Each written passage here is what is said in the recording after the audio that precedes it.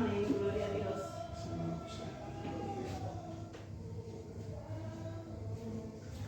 Damos gracias al Señor porque mientras cantamos siempre nuestro corazón piensa, no cantamos solamente por impulso. Y cuando cantamos con respecto a que el Señor viene, yo siempre he pensado, no creo que sea mi imaginación, me gusta pensar que el Señor justo a su venida va a ser cuando sea un día de culto. Bendito Dios. Ojalá el Señor nos pille en un culto cuando el Señor venga.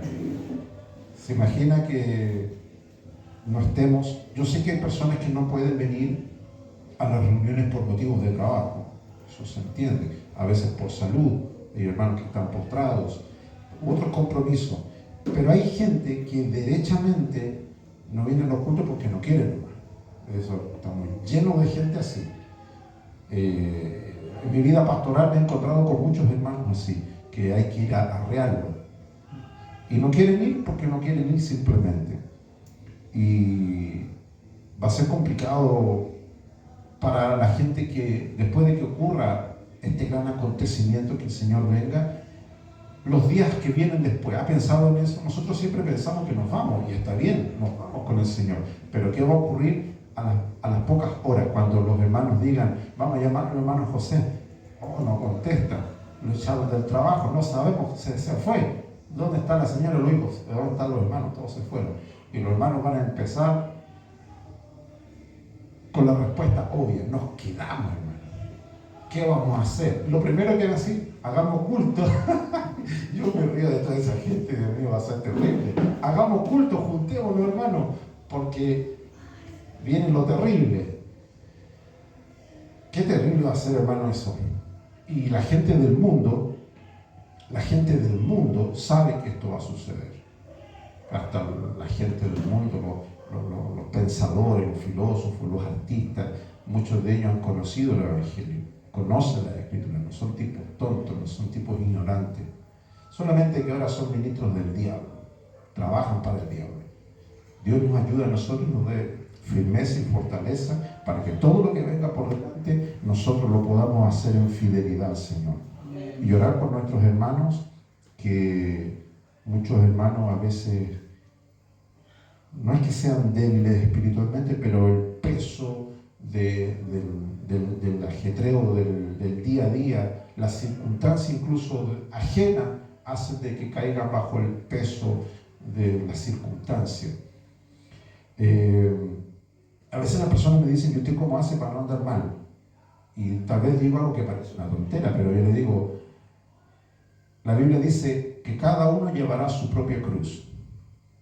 No vale llevar 3 cruces, ni las cruces de otros. Dice: cada uno lleve su propia cruz. Esa es la clave, ese es el secreto. Ahora usted verá cómo lleva su cruz, si le pone ahí en el ángulo una almohada para que no le rasque tanto, si le pone ruedas atrás, pero la idea es que cada uno lleve su cruz. Pero a veces hay situaciones donde la gente lleva cruces de otras personas, compromisos, y eso no corresponde. Eso no impide de que nosotros oremos, intercedamos, roguemos en favor de los que son los nuestros. En este caso, nuestro grupo familiar. Yo no oro por los chinos. Pareciera tonto lo que digo, pero los chinos están en China, tendrán sus pastores chinos que oren por ellos.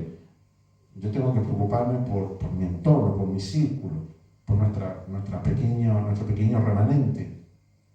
Y es importante que en este tiempo que nosotros estamos viviendo, que es lo que la palabra del Señor hoy va a hablarnos, miremos en los detalles que están ocurriendo en muchas iglesias, en todas.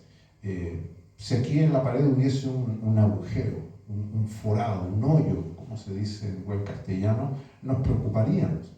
Uno diría: es un hoyo, ¿por qué nadie hace nada? Las cosas que son evidentes nos preocupan, pero cuando hay cosas pequeñas, detalles, como que la gente los deja pasar. Es un honguito nomás en la pared, está raspadito, no implica mucho peligro. Pero la Biblia habla de las grietas en el templo, de eso vamos a hablar. Esos pequeños detalles que nosotros los vemos y parece que nadie hace nada. Y Dios hace un llamado a que cuando somos amonestados por Dios, a corregir esas cosas.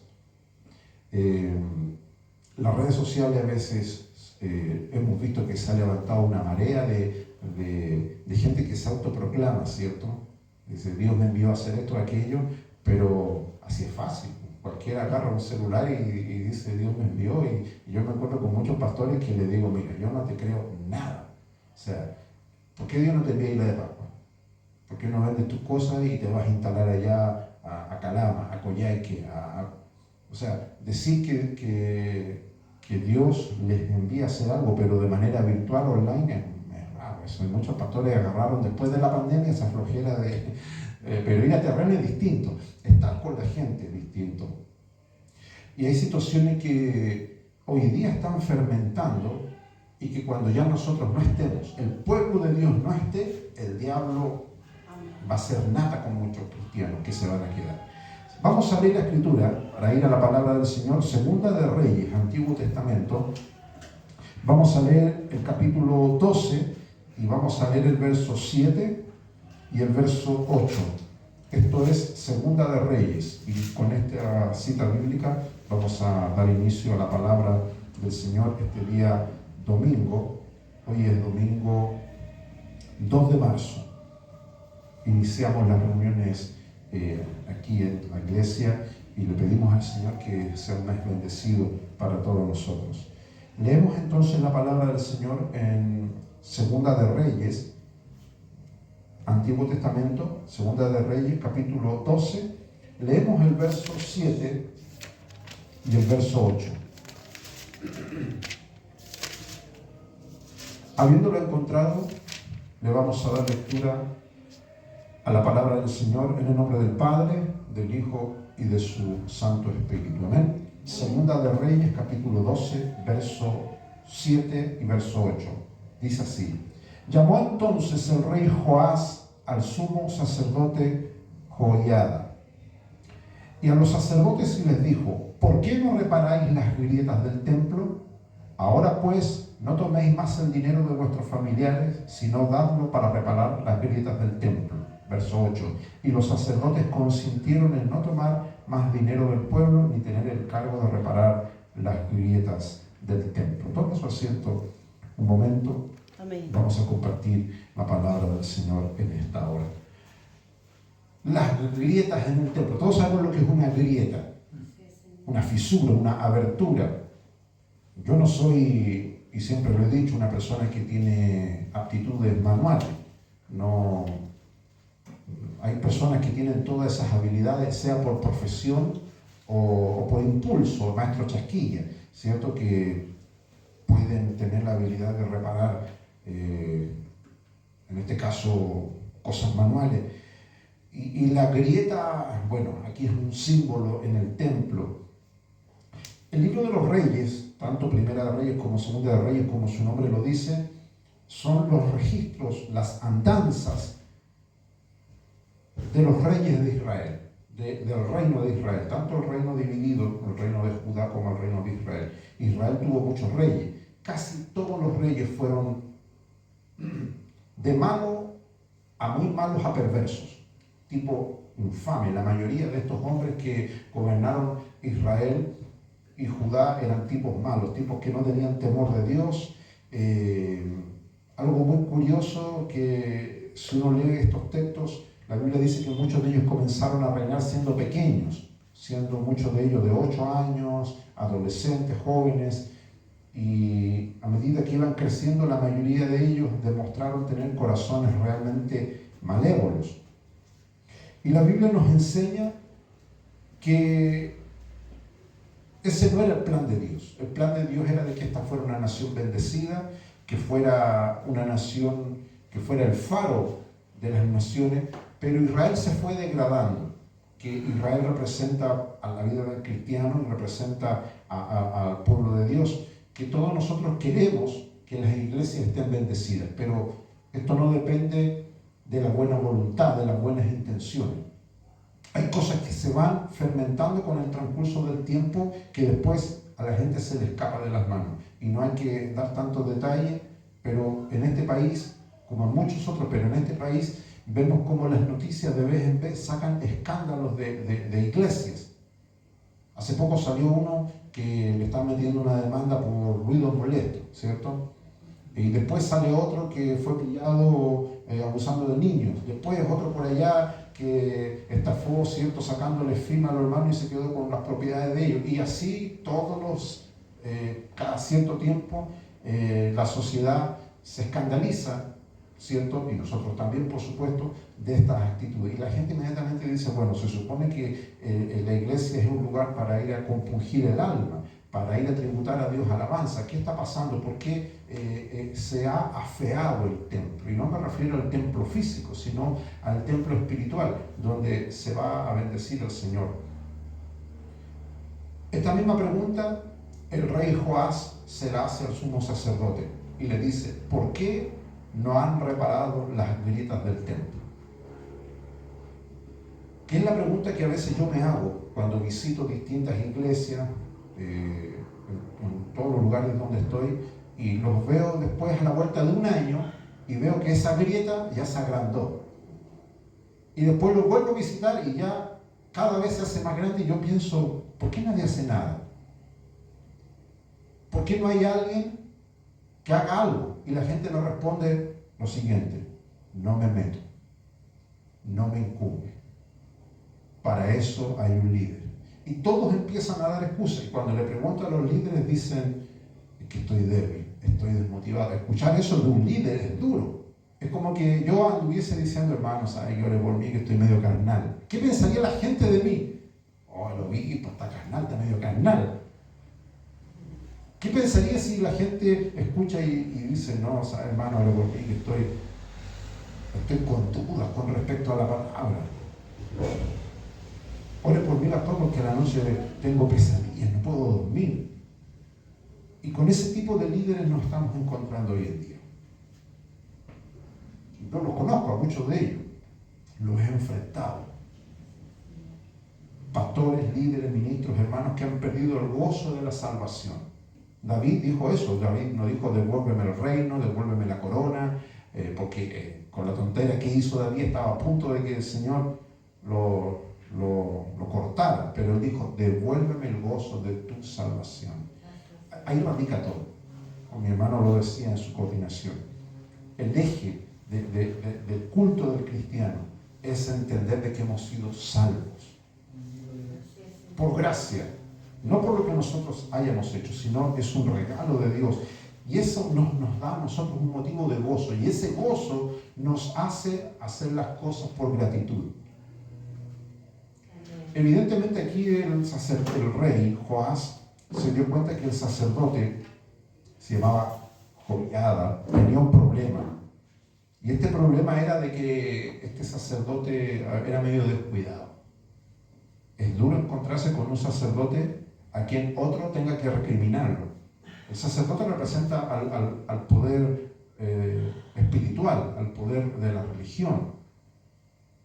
¿A cuántos pastores, líderes, ministros, hoy el rey representa a Dios? Dios le está diciendo eso mismo. Lo mismo que Joás le dijo al sacerdote, ¿por qué no has reparado las grietas del templo? O sea, Dios responsabiliza a los líderes por la situación en la cual está la iglesia. Aquí no tiene que ver el diablo. Al pobre diablo le tiene las orejas como Dumbo. Yo creo que el diablo se va a quejar todos los días al cielo. Ya, el Señor, córtela, mire, esto me echan la culpa por todo lo que pasa. Mal olor, el diablo. Sucio, el diablo. Tú le echan la culpa a él. Y aquí el rey Joás le dice al sacerdote, ¿por qué tú no has reparado las grietas del templo? Se supone que un templo debe ser un lugar donde no haya grietas. Todos sabemos lo que es una grieta. De hecho, las grietas en las rutas públicas provocan grandes accidentes. Hemos visto cómo las grietas todos los inviernos aparecen en los canales de televisión. Todas las grietas, todos los municipios, la gente alega, sale con pancarta y dicen atropellaron a un niño porque el auto venía y esta grieta hizo que el auto saltara y atropelló a un niño. Atropelló a un anciano y la gente se indigna y dice, ¿dónde está el dinero de los municipios? Y todos los alcaldes se lavan las manos y pasa un año y la grieta sigue ahí. Pasa otro año y la grieta se agranda. Incluso algunas grietas llegan a tener hasta árboles adentro, le sale hasta un arbolito. al medio. Nadie hace nada, las grietas siguen ahí, la gente se acostumbra. Salimos a la calle, vemos grietas en los edificios, vemos grietas en los bandejones centrales de la misma capital donde nosotros vivimos. Usted va por algunos tramos de la Alameda y parece camino de campo. No hemos acostumbrado a ver grietas. Ahora, en el aspecto espiritual, usted no necesita ser un gran erudito para entender lo que significa una grieta, una fisura en la vida espiritual del templo. Son estos detalles que la gente los hace permisivos. Sí, hermano, sí, vaya nomás, si ¿qué le va a hacer ir al pasaporte una vez al mes? Sí, ¿puedo ir, pastor? Por supuesto, dicen. Si el Señor conoce nuestras debilidades. Pastor, ¿puedo también apagar la sed? Por supuesto, hermano. Y hay iglesias que han bajado el estándar bíblico y prácticamente han hecho todo a la carta. Yo apuesto por un evangelio puro y duro.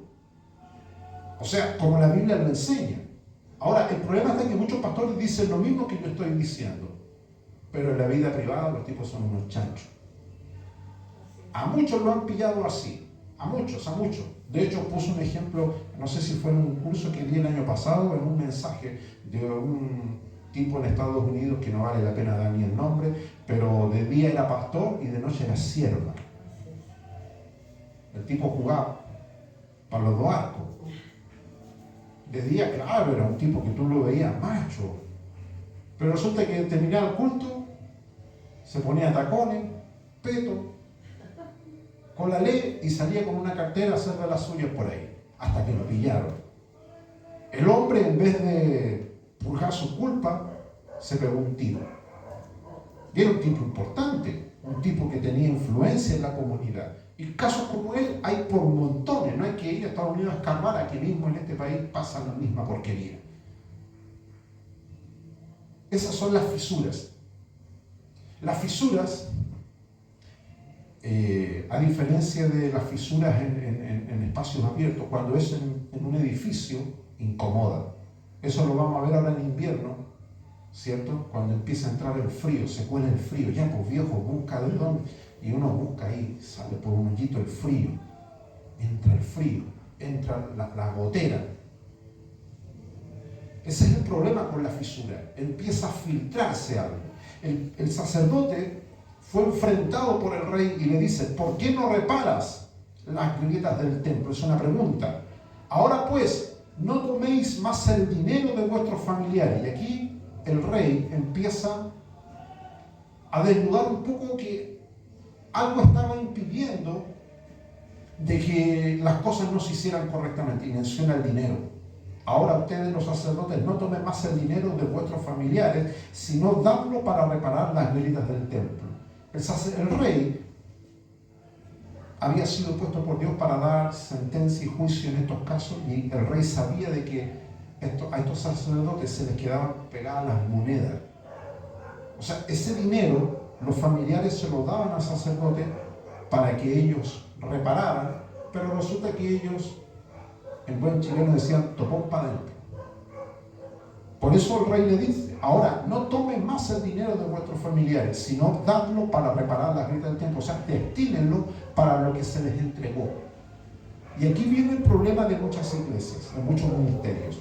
Y Dios nos ayuda a nosotros y nos libre de eso. Si alguien viene, porque aquí el dinero no es algo físico, no está hablando solamente del dinero en el aspecto monetario, sino del valor. Todos nosotros sabemos lo que valemos. Ahora, si alguien dice: no, yo no valgo nada, tiene un problema, porque todos valemos. Dios no vino a rescatar a tipos inservibles. Todos tenemos algo. Yo sé cuánto valgo para Dios. Por eso me cuido. Por eso le doy valor al tiempo que Dios me entregó. Pero que yo tenga esa riqueza en mi mente, en mi corazón, cada cristiano la tiene. Tenemos el desafío, punto 1, según la parábola del Señor, de invertir eso, ¿cierto? La parábola de los talentos habla de invertir. O sea, yo te doy 1, tú tienes que darme 2. Te doy 2, dame 4. Dios a nosotros nos pide, no es que nosotros le pidamos a Él, la gente pilla. Los tipos estos de las iglesias han dado vuelta a la parábola y le piden a Dios, tipos vagos, dicen, Señor, dame 4, yo no te doy nada, pero quiero que tú me des mucho. La parábola es al revés, Él nos exige a nosotros, yo te doy 2, tú me tienes que devolver el doble. Esa es la riqueza que Dios ha invertido en nosotros, y Dios nos pide a nosotros duplicar, eso dice el texto, duplicar. Si nosotros vemos los años que han antecedido nuestra vida cristiana, tenemos que tener un registro y ver si vamos en pérdida o en ganancia, o en un estatus, ¿cierto?, ni para arriba ni para abajo. Yo no soy muy entendido en economía, pero estudié algo. Y la ley de la economía te dice algo que es sagrado. Tú no puedes gastar más de lo que tienes, o si no, eso se provoca deuda.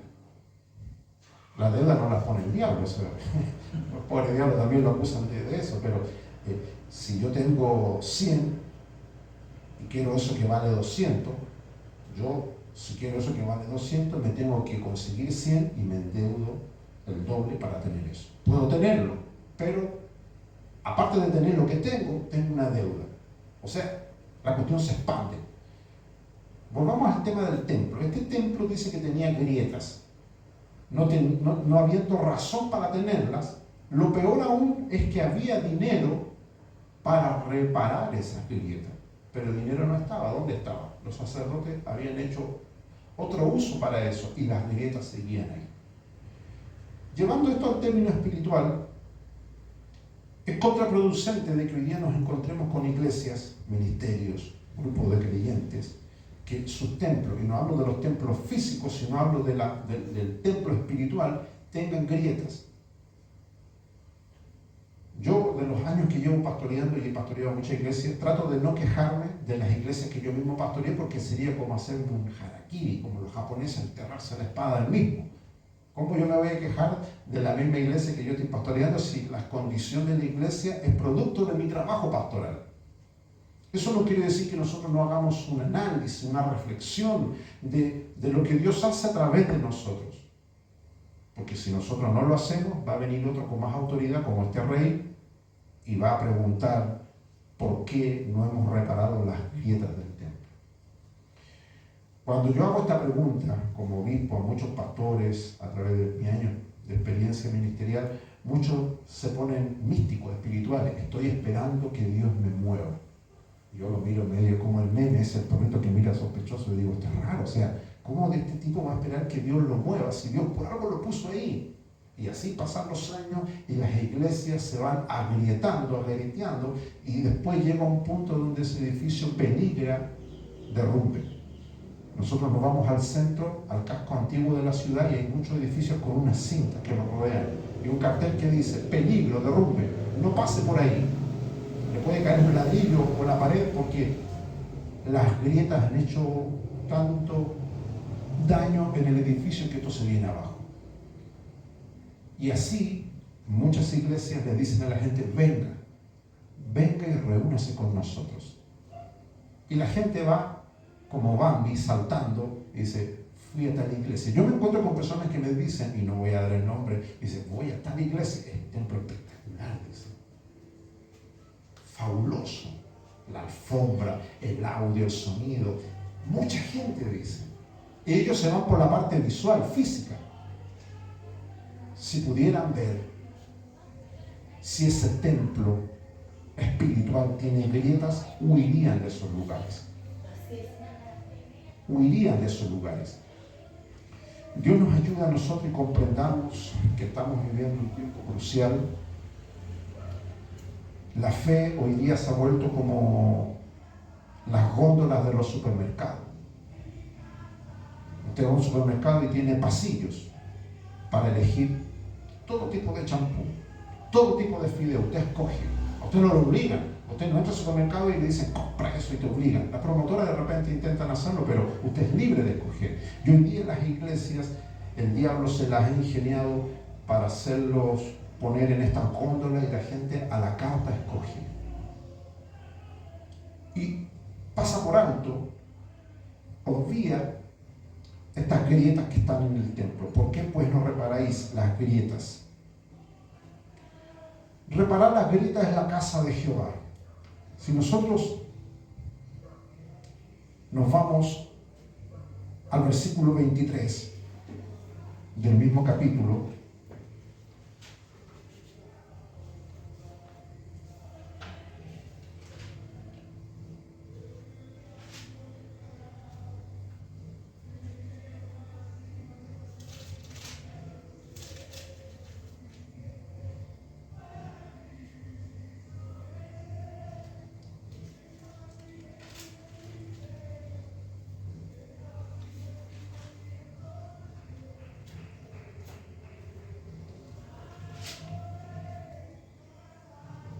vamos a leer el versículo 12 primero.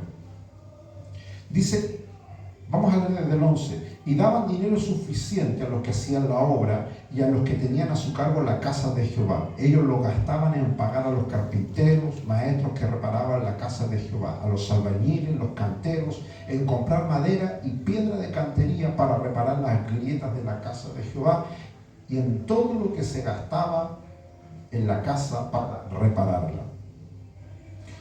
El capítulo 12 que estamos leyendo y estudiando de Segunda de Reyes, te habla de que Joás, que era el rey, tenía una preocupación, que era arreglar la casa. En el Antiguo Testamento, cuando se refiere al templo, a veces se le usa la palabra casa, como nosotros decimos vamos a la casa de Dios. Bueno, para ellos la casa o el templo significaba el lugar de culto, el lugar que los unificaba como nación.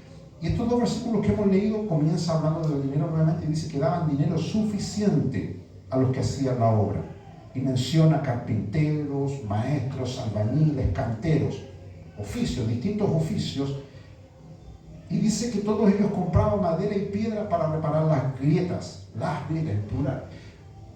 Por la magnitud de toda la gente involucrada, sabemos entonces que no eran grietas pequeñas. O sea, el templo físico de Israel estaba cayéndose a pedazos, en otras palabras. En lo que hizo el rey Joás, él lo quería cualquiera de nosotros, que es poner en orden las cosas. El versículo, si seguimos leyendo el versículo 13, dice: más aquel dinero que se traía a la casa de Jehová, no se hacían tazas de plata, ni despabiladeras, ni jofainas, ni trompetas, ni ningún otro utensilio de oro ni de plata, se hacía para el templo de Jehová, porque lo daban a los que hacían la obra y con él reparaban la casa de Jehová. El capítulo 12 tiene casi 21 versículos. Me di el tiempo de leer todos los versículos y sabe que la palabra reparar aparece 9 veces en todo el capítulo. Yo no soy muy promotor de la numerología bíblica, pero de que hay cosas curiosas las hay. Te menciona 9 veces en todo el capítulo 12 la palabra reparar, te insiste en eso.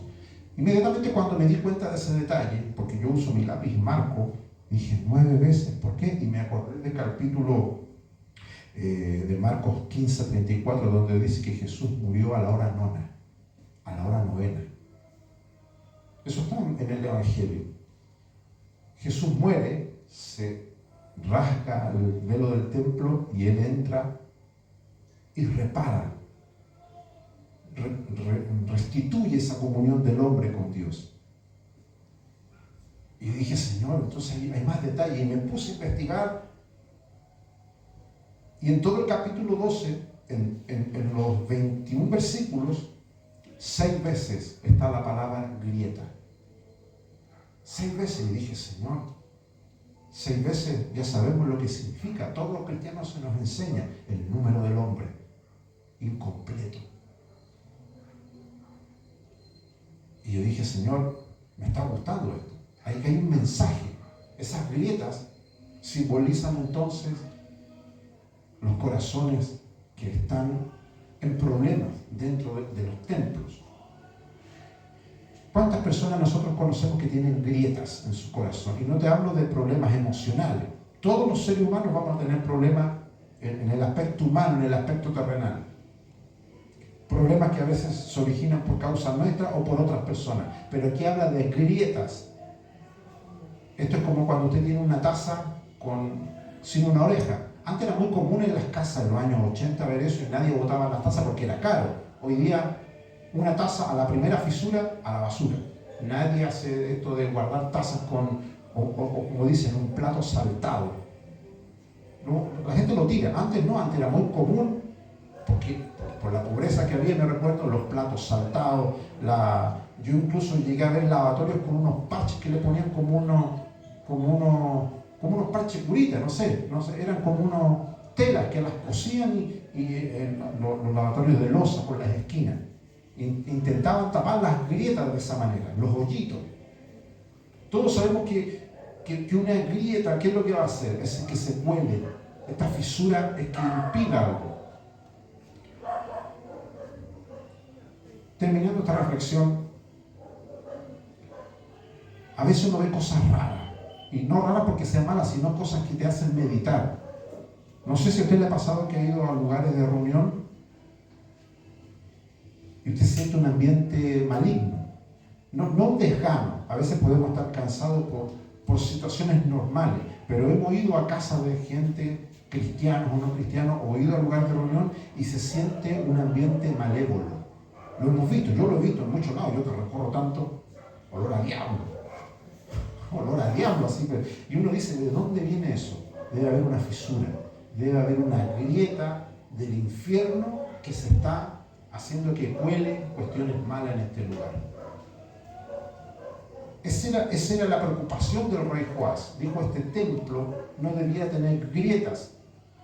El tema es que así como habían grietas en el ambiente físico, es porque habían grietas en el ambiente espiritual. Hay una correlación.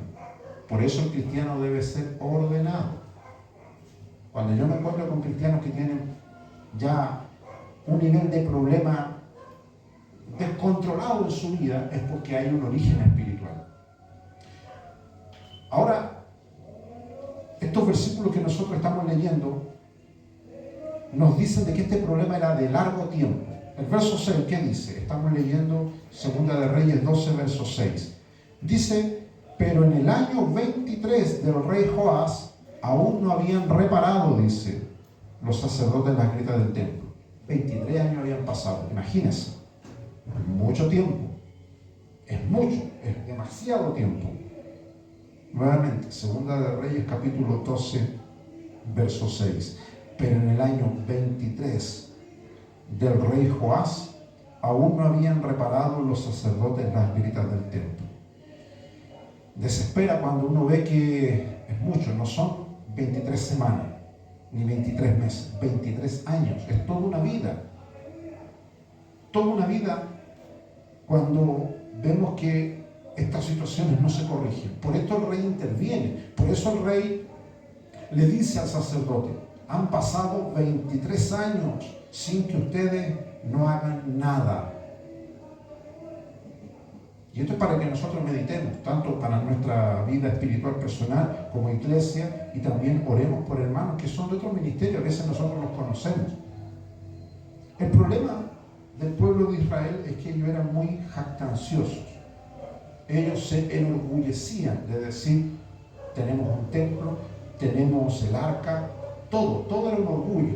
Y empezaron a adorar al templo, empezaron a adorar todo el mobiliario, y esto era un problema que tenía el pueblo de Israel, la idolatría, pero se olvidaron de Dios. Y hoy día en muchas iglesias que está pasando esto. Está pasando esto en muchos ministerios donde la gente empieza a poner su mirada, ¿cierto?, en lo que tienen. En lo que tienen. Y déjenme decirle de que todo eso es fugaz y banal. Yo me recuerdo, porque todos ustedes saben, con mi padre y mi familia, por casi 10 años, 8 años y tanto, casi 9 años estuvimos en Paraguay, en las misiones, trabajando en la iglesia. Y ahí, en ese lugar, en esa nación, yo aprendí algo que hasta el día de hoy lo llevo en mi corazón, que el templo, o sea, el lugar físico donde nos reunimos, es totalmente en segundo plano, no tiene ninguna importancia. Conocí iglesias, yo siempre me recuerdo cuando fuimos a un lugar que se llamaba Paso Paredes. La primera vez que fui a ese lugar, íbamos en un vehículo, un calor, pero terrible calor, de verdad, no como acá. Y me recuerdo que el obispo Barreto, que en ese tiempo manejaba el vehículo donde acompañamos a mi padre, decía, ahí está el templo, ahí están los hermanos reunidos. Y yo era joven, miraba y veía árboles, y piedra y cerro y no veía nada. Y de repente escucho música. Y había pocos hermanos con unas bancas debajo de un árbol de mango, un árbol grande. Y el obispo dijo, ese es el templo. Y a mí eso me quedó aquí. Fue como que se me hubiesen pegado como una patada de mula, así.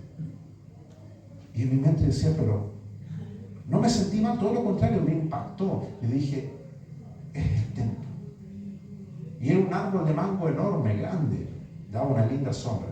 Y había unas cuantas bancas y los hermanos ahí cantaban, oraban, se humillaban al Señor, tenían confraternidad. Esa era la iglesia, y se organizó una iglesia ahí. Ese era el templo. Ninguna preocupación, los hermanos le caían los bichos. Era una cuestión terrible porque era una zona semisilvática. Pero ahí estaban los hermanos. Hermanos que amaban al Señor, que adoraban al Señor. De eso han pasado muchos años. Y yo pienso, y me gusta pensar, como cantábamos al inicio, antes de que el Señor venga, que se levante una generación de cristianos que realmente no pongan su mirada en absolutamente nada que no sea servir al Señor con lealtad y fidelidad. El problema está cuando pasan muchos años y la gente se acostumbra a estos hoyos espirituales, a estas grietas, a estas fisuras. Porque esto dice el verso 6. En el año 23 del rey Joás, aún no habían reparado los sacerdotes las grietas del templo. 23 años ya es como mucho. O sea, podéis ser flojo una semana. Ya, pastor, ¿sabes que estoy chantado, como dicen por sí? Ya, pastor, no me moleste más, no me llame, no quiero saber. Pero 23 años sin hacer nada, porque aquí el tirón de orejas del rey era para los sacerdotes. Han pasado, dice, 23 años y aún no habían reparado las grietas del templo. Después, tanto ver el problema que ellos dijeron es normal, pero no es normal. Cuando yo me encuentro con pastores, gente de otras iglesias que me comentan de su asunto y me digo, pero ¿cómo va a ser normal? O sea, un templo, y no solamente el templo físico, sino el templo espiritual, es para que la gente tenga un cambio. O si no, vamos a andar como este pastor que ahora, creo que ayer andaba en Camboriú, ahí en el carnaval de Río de Janeiro, orando ahí por todos esos impíos, hijos del diablo, pero no para que se conviertan, sino que dijo que también ellos podían ir a bailar ahí, a mover los cachetes. Agarrar los palos sería poco. Entonces, hoy día hay muchas iglesias que están hablando esta tontera de que hay que ser condescendiente. Y eso son grietas. Cuando usted escucha estas cosas, que la gente diga, somos una iglesia inclusiva, una iglesia divergente. Y todas esas palabras medias raras son palabras que están disfrazando grietas. Ya que no las pudieron reparar, la hicieron parte del templo. Y aquí en Chile estamos llenos de iglesias así.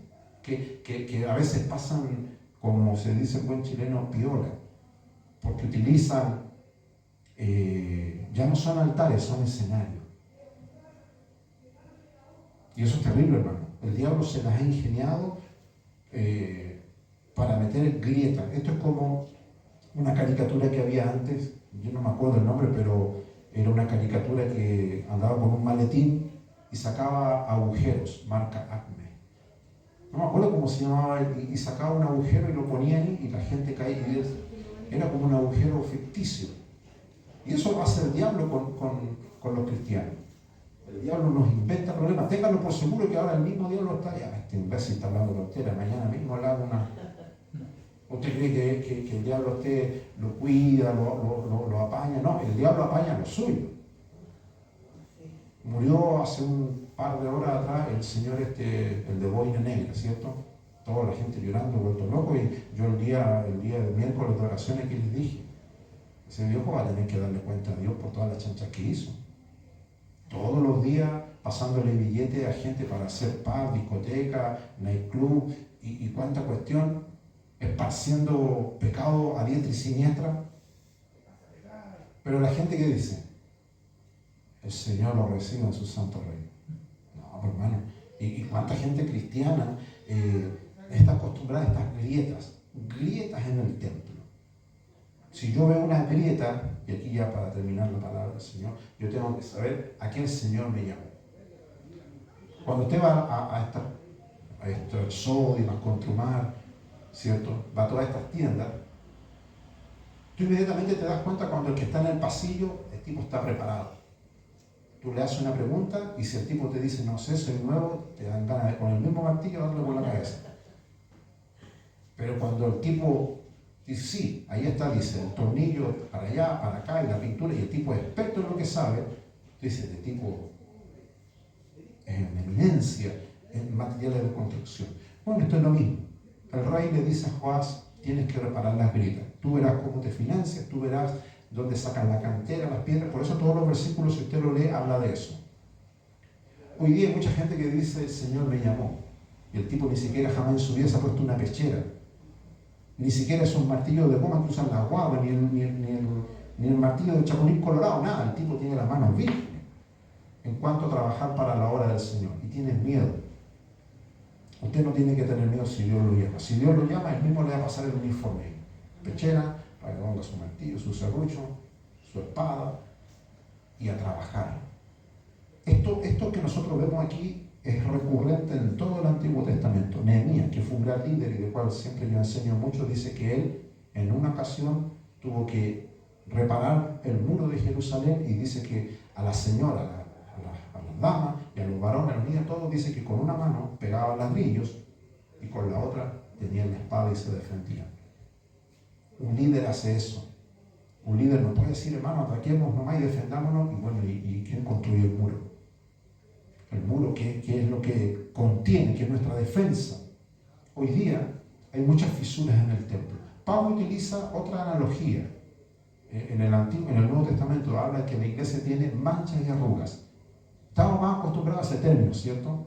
Mancha y arruga, pero en el Antiguo Testamento se habla de grietas en el templo. Pero es lo mismo.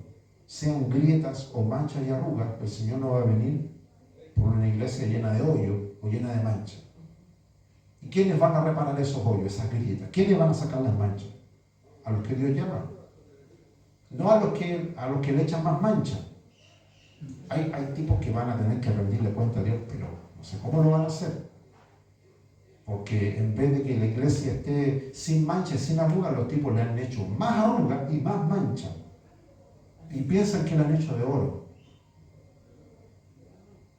No es el momento ni el espacio era para decirlo, pero yo que enseño historia y observo el devenir de los acontecimientos sociales, hay cuestiones que se están cocinando a espaldas del pueblo cristiano en general, que usted las va a ver ahora. Acuérdese de mí, que esto menos mal queda grabado. Acuérdese de mí ahora que vienen las elecciones.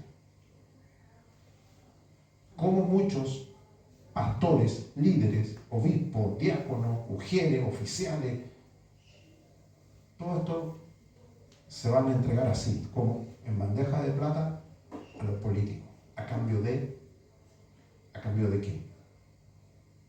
El mismo problema que hemos leído en el versículo 7. Había dinero.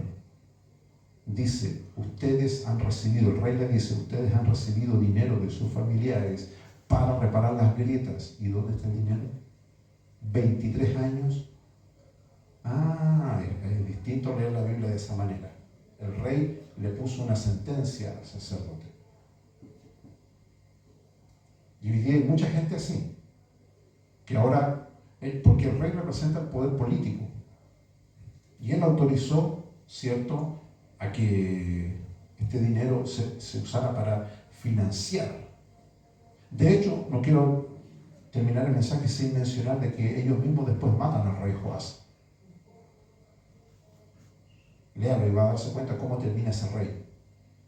Y cómo los sacerdotes se corrompen y todo ese dinero se lo entregan a su enemigo, a un enemigo que iba a venir a destruirlos. Por eso la Biblia dice que el amor al dinero, no el dinero, el amor al dinero es la raíz de todos los males. Y el diablo se las va a ingeniar para corromper a los cristianos. Y en esta nación estamos a un paso de eso. Y no hablo de que juntemos 3.000 pesos y que se lo demos a un necesitado. No, no hablo de eso, aquí hablamos de cantidades enormes. 23 años, como dice ahí, desviando dineros para no hacer lo que tenían que hacer, ya era un problema mayor. Judas era una alpargata al lado de estos tipos, porque Judas por lo menos 3 años, esto le añadieron 20 años más adicionales de robo. Ahora que vienen las elecciones, ustedes se van a dar cuenta que muchos políticos van a andar así, con la Biblia en la mano.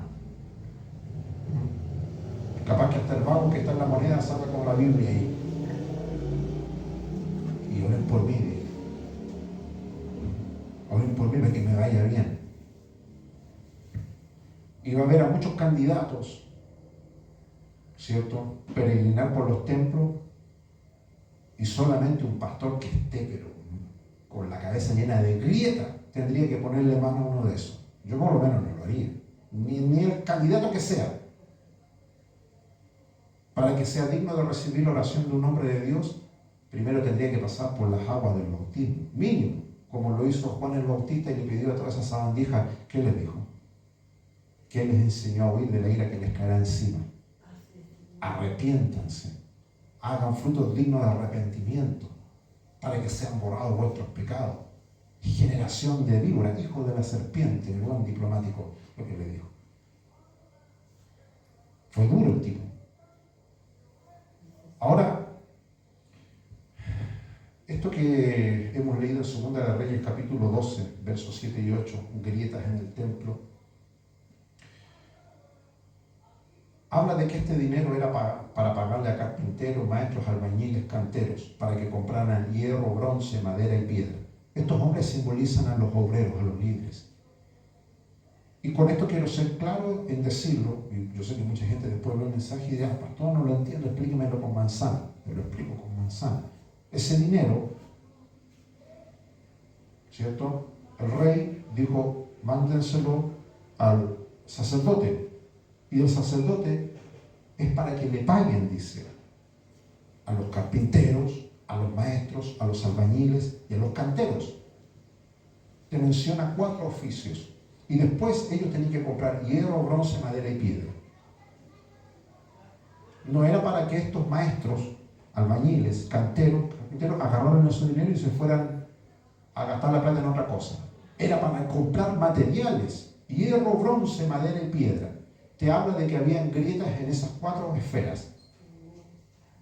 Arreglar una grieta en el hierro, tiene que ser alguien experto en hierro. Arreglar grietas en el bronce, o en la madera o en la piedra, tienen que ser tipos expertos en esa área. Y se invierte mucho en eso. Usted ha visto los grandes desastres que han habido en edificios cuando se invierte hierro de mala calidad. El edificio se viene abajo. Entonces todo ese dinero tenía que pasarse a los maestros, carpinteros, canteros, albañiles para que compraran estos materiales. Hoy día, ¿por qué las grietas no se pueden reparar? Este dinero representa esta riqueza espiritual que Dios nos ha dado. El rey representa, ¿cierto?, a nuestro Señor, le da esta riqueza a los canteros, a los maestros, a los albañiles, a los carpinteros, a gente que ha tenido el llamado de Dios. Pero ese llamado pasa por medio del sacerdote, el ministro. Nosotros tenemos que ver si hay alguien que tiene el llamado. No puedo negarle. ¿Quiere hacerlo? Hágalo. Yo te doy las herramientas, los recursos. Usted es carpintero, hábil en piedra, toma, ya está. Un punzón y un cincel. Haga lo que tiene que hacer. Usted en hierro, tome, ahí está, vaya.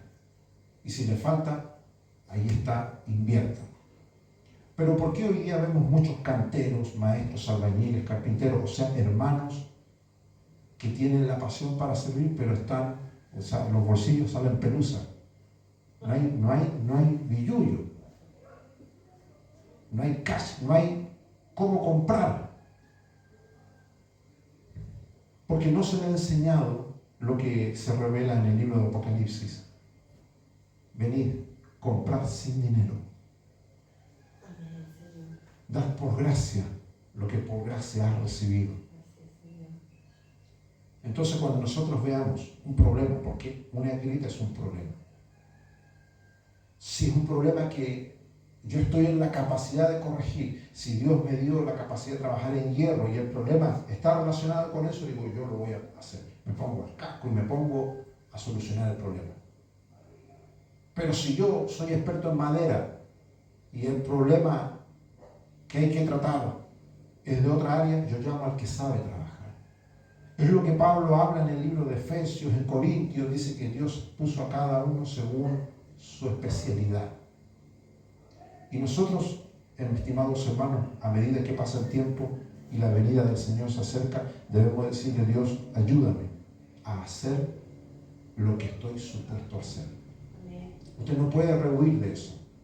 Porque hay mucha gente que le pone excusas, no, Señor, es que me apretan los zapatos, los bototos, Señor, quiero zapatos que brillen. Y yo me he encontrado con hermanos que pasan el baño y le ponen pero mil excusas al Señor. No, Señor, es que hace calor, es que, Señor, las horas son extensas. Yo he conocido casos de gente que se le ha ido la vida entre las manos por no servir al Señor. Y las grietas, el problema es ese, que las grietas siguen agrandándose, sí, y después ya cuando, ya no es que entra una gota, una fisura, un olor, después ya sale en la cabeza un demonio mirando para el otro lado. Ya son cuestiones fuera de control. Por último, Tito 1:5, Pablo le dice a Tito, por esta causa te dejé en Creta. Creta era una isla. Dice, para que corrigieses lo defectuoso. Porque se supone que para eso está un hombre de Dios. Corregir lo que está mal. No para torcerlo más. Entonces hoy día eso es lo principal que debemos enseñarle a los nuestros. El distintivo de un hombre de Dios es que tiene la autoridad para corregir lo defectuoso. Hoy día muchos hombres y mujeres que vemos, sobre todo a través de las redes sociales, es muy fácil aplicarle este test bíblico. Pueden decir muchas cosas bien y maravillosas, pero el tema de la ética cristiana, ellos la pasan por alto. Son expertos. Si fueran estos que corren caballo en el club hípico y saltan, yo creo que se ganan la medalla de oro por las locuras que hacen. Pablo dice a Tito, por esta causa te dejé en Creta para que corrija lo defectuoso. Y le dice Pablo, yo confío en ti. Este lugar tiene problemas. Pablo no le dice, mira, te mando a esta iglesia, es todo maravilloso. No, hay situaciones que hay que corregir. Y confío en ti, en que tú lo vas a solucionar. Y aquí no hablamos de problemas económicos o problemas administrativos de una iglesia, que siempre los van a ver. Aquí hablamos de la cuestión espiritual. Un cristiano tiene que ir siempre de menos a más. Ahora, por supuesto que el cristiano va en algún momento de su vida va a sucumbir cuando estamos llamados para salvación, pero la Biblia dice que Dios, ¿cuántas veces levanta al justo? 7 veces. Sí, lo levanta porque podemos caer producto de muchas circunstancias, pero cuando vamos al Señor de verdad, el Señor nos levanta. Pero hay gente que ha caído y usted nunca lo vuelve que se levanta. Ahora, con respecto al tema de los números, les mencionaba de que en el capítulo 12 hay 9 veces la palabra reparar y me acordaba de los 9 leprosos. El Señor sanó a 9 o 10, pero resulta que 9 se fueron, entre comillas, reparados, pero también ingratos. Y estos 23 años sin que el templo se reparara era una muestra de ingratitud total a Dios. Hay gente muy ingrata, hermano, pero que son ingratos, pero totales. Y se han acostumbrado a esa grieta. No es que me fastidien, pero a veces sí, en el fondo me fastidian. Cuando converso con hermanos que los veo después cada cierto tiempo, y siempre es lo mismo. Estoy mal, pastor, me dice. Puros problemas. Lo vuelvo a ver a los 6 meses, a los 8 meses, a veces a los 2, 3, 5 años. ¿Cómo está?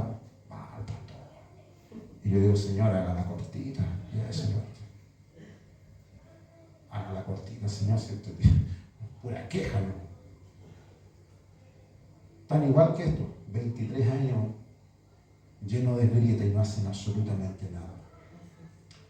¿Qué sacamos de conclusión entonces con esta palabra que hemos compartido el día de hoy? De que el Señor, si nos ha llamado, es para hacer lo que estos sacerdotes tenían que hacer, reparar las grietas.